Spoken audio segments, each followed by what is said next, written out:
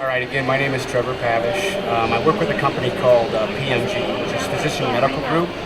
We're out of Santa Cruz, California. And what I'll do, actually, we're spinning that off into another company, which we'll talk about a little bit. But what we've done and what I'll talk to you today about is we've built an extremely deep health information exchange using Nginx axolotl software. And so we built it, we've been doing it for several years, and so we've got it at a very deep level. So I'll kind of go through some of the stats, what we've built, how it works, and where we're going with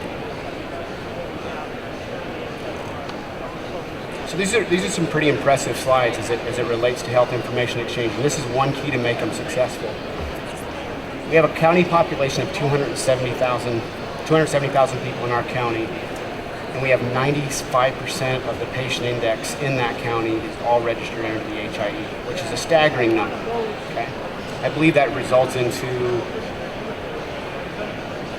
when you figure in people that come and go, a lot of people come into the community, get sick, get to the hospital, come and go. There's over 500,000 patients that are actually logged into our health information exchange. Okay? It's all bi-directional, so I'll explain that in a little bit with everything going in and out of EMRs. If you don't have an EMR, we've got solutions for that as well. We've got 2 full-service hospitals, 400 doctors, and 700 plus users. Big key with HIE is you got 4 outpatient laboratories, 5 radiology centers, county health services, safety net clinics, 9 different EMRs. I'll tell you why that's a big key in just a minute when I get to that slide. So a lot of things that are covered, a lot of things that aren't covered. So lab results, lab and radiology is pretty standard with a lot of interfaces. We take it a step farther. This is a big one right here, which you'll see in a little bit. It's our chart notes. So in our community, there's no fax machines, there's no faxing.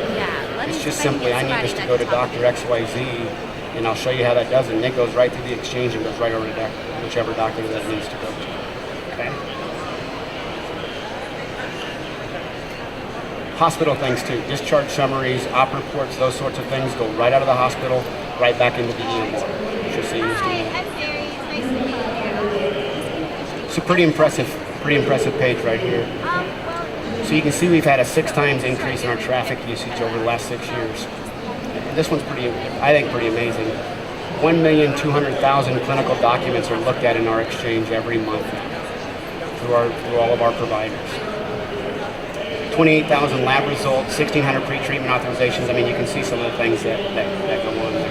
Actually, the 7 EMR EHR interfaces to 80 doctors is actually 9 now. Okay, here's how it works. It's a big difference. If you have EMR, if you don't have EMR, I'll just explain how a common one would work today. So if we look up over here at client practice, and we'll get rid of this for just a minute. If you've got an EMR and you want a lab interface to Quest, to LabCorp, how that works today is you build a pipe over to whatever lab that you want. So you're building a direct interface to Quest or a direct interface to LabCorp. So then if you want a radiology one, you're going to build another one over to radiology to get a radiology report. Okay? What's completely different in how we do it is this is us here. PMG or PIE is what we are now, as we're going to spin off. But you're going to we just build one interface in our interoperability engine, and that interface then goes over to Axolotl software, which is the health information exchange, and we've already told it where to go from there. So if I want a lab result to Quest, to LabCorp, to any of the hospitals, it'll point it in the right direction. I don't have to have 5 interfaces to do that. If I want a radiology report, I don't need 5 interfaces for that. I'm building one. We decipher where it needs to go. It goes to the health information exchange. Now here's the nice part of the HIE. So when it comes back to the HIE to start with, and what it does is it builds that patient's virtual health record or electronic health record. So as lab results come back, medication refills come back, it builds it in there, and then it forwards it on to the right EMR, the right practice, whoever it needs to go to. And you can see here, I've got a lot of McKesson in our community, so we've got practice partner Lytech MD and Metasoft Clinical, but we deliver to NextGen, Allscripts, eClinical. We go out to everybody who we've built interfaces to.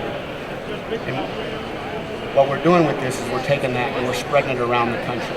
So different states that put Nginx axolotl in, we make it real easy for them to connect to us and then get their hospitals running and their labs running. This took years to build, and what's nice about it is I can plug it into Florida, to Colorado, to wherever I need to go to make their HIE become a reality in a fast manner. Not 4 years, but a couple months. So earlier I talked about lab results, rheology results. Those things are all very simple to us, and they're okay with a lot of companies. Let me give you an example of a progress note. So you can see a fax button in this particular EMR down here. It's not even used in Santa Cruz at all. At the top you see the CC to Joseph Feelgood. What that's telling it is when I'm done with this note, I want a copy of this note to also go over to Dr. Feelgood. Okay? They don't have to do anything else. They're going to put that in there and it's going to go over to Dr. Feelgood. So here's the Elysium axolotl view. So in Dr. Feelgood's office, they'll load into Elysium or log into Elysium. And you'll see right here that I have patient Jed Clampett and I'm logged in as Dr. Feelgood. I can hit my down arrow and you can see here's all the information that's been filled in for Dr. Feelgood. Now as a caregiver, I can check anything I want to, and I just have a few things here. But if I am Jed Clampett's caregiver, I can say, I want this, this, this, and then hit update, and that will bring it right into my EMR. Okay? Now, in the carbon copy, when I did the progress note, you don't need to go here. If you do that with us, what it will do is, you can come here and see it, and it will look like this. They can go in and see the entire note. I just had a little top half of the note. So you can expand those notes and look at them in Axolotl if you want to. But if I've carbon copied you, it's going to send it directly into your EMR, so it's going to be right in your note. So you can come here if you want, or you don't have to come here. The other thing that's nice, I'll go back a screen. Anything you want to bring into the EMR here, you can. Anything you don't want to, you can just leave it. What do you do with Referral letters, this is another one. Not easy to solve. We've solved it with Axolotl. It's a very simple process. So I can create my referral letter.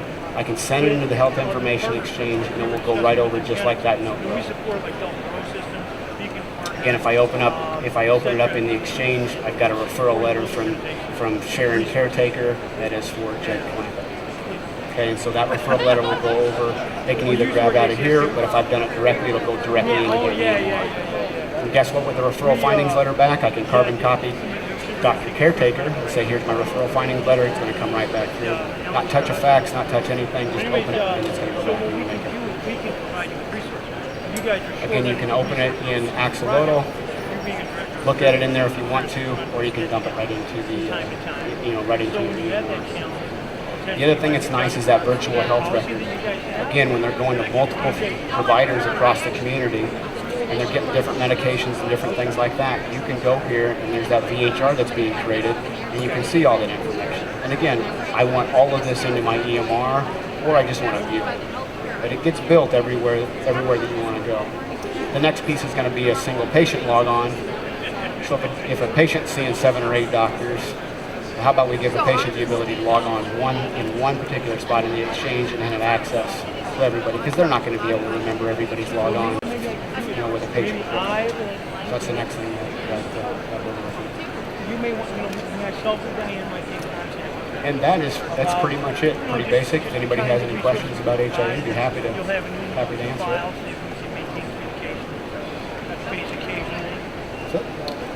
Well, thank you so much for stopping by. Feel free to stick around if you have any personal questions for Trevor. And also just a reminder that we are giving away that digital media extender. So we'll let you